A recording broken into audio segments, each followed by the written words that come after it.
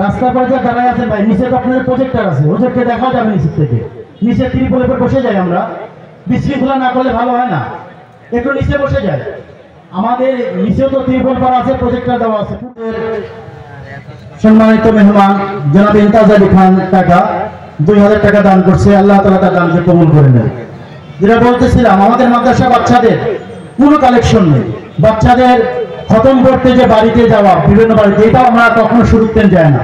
আমাদের বাচ্চারা সব অবস্থায় মাদ্রাসা অবস্থান করে। আপনারা দোয়া করবেন যাতে করে সুন্দরভাবে এটা চালু রাখতে পারি আমরা। আলহামদুলিল্লাহ আপনারা আছেন, হুজুর বয়ান করবেন এখন।